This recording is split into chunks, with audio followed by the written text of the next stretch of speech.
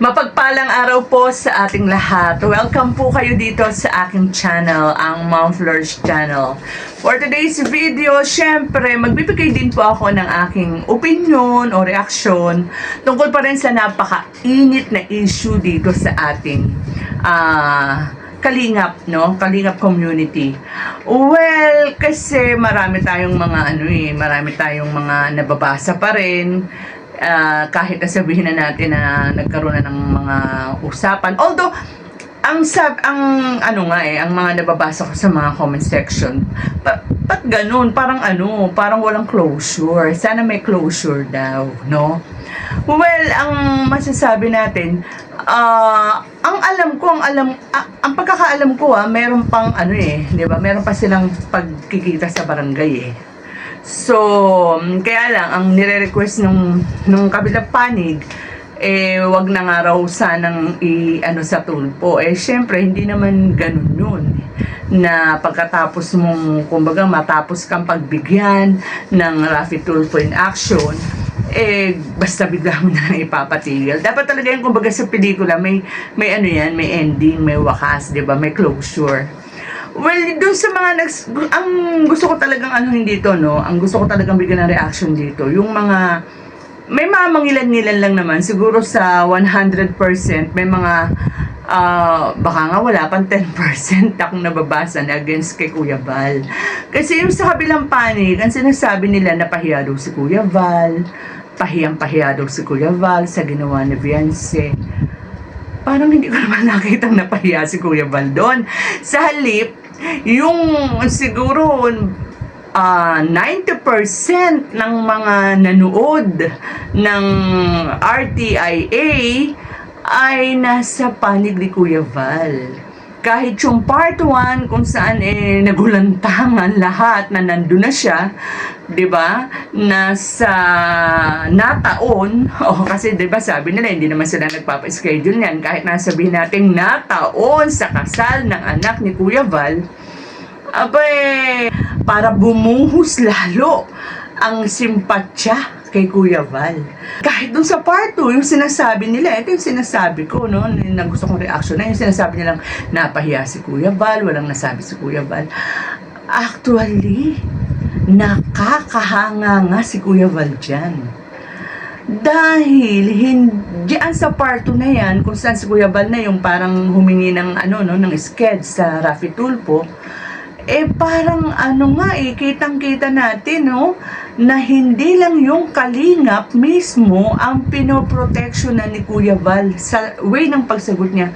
Ultimo yung mag-ina, pinoproteksyonan ni Kuya Val, especially yung ex-Kalingap Angel. Kasi ang daming, kumbaga ang daming butas nung mga sinabi nung mag-ine na kayang-kayang sagutin ni Kuya Val. Na kumbaga kung naiba-iba lang si Kuya Val, kung hindi maginoo yan, durog. Durog, lalo na kung titignan mo yung nasa comment section. Alam mo, hindi mo po pwedeng patahimikin ang nakakarami, lalo na yung mga tumutok, no?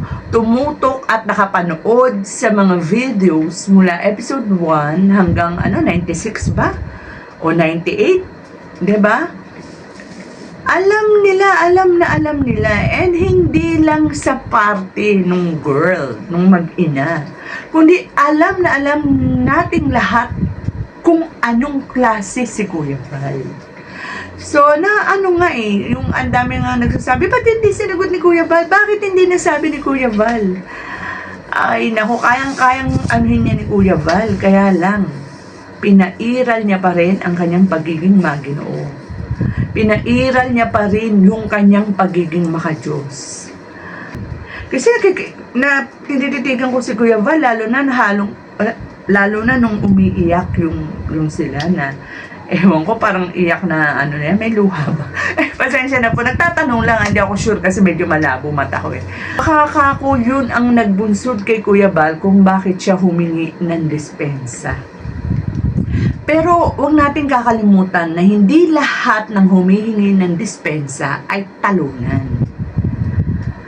Ang humihingi ng dispensa ay mga taong matatapang, ay mga taong pinagkakalooban ng Panginoon ng kapakumbabaan, may pusong mapagkumbaba.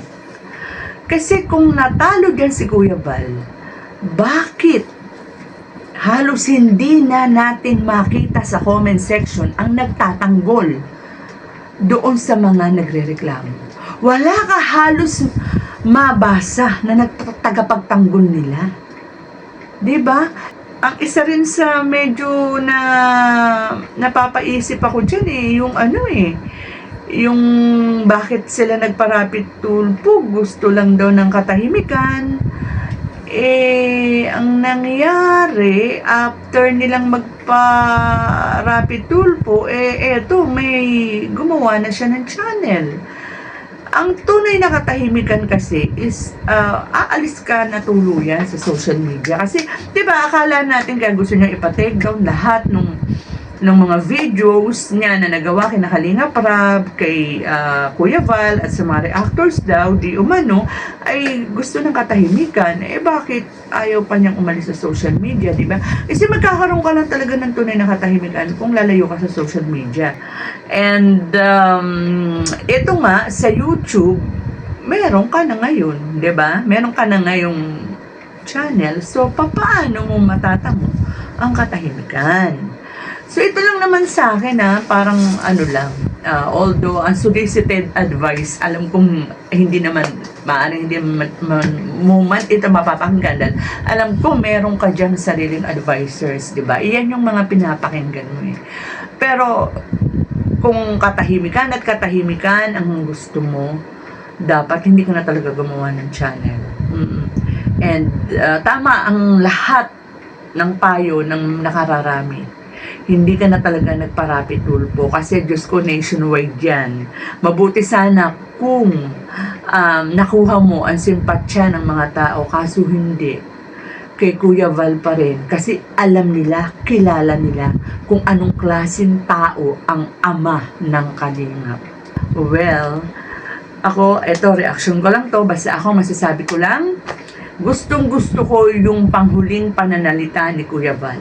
Ang sabi niya, ang Kalingap ay tumutulong all for the glory of God. Yun lang, marami pong salamat. Mag-ingat po tayong lahat and God bless.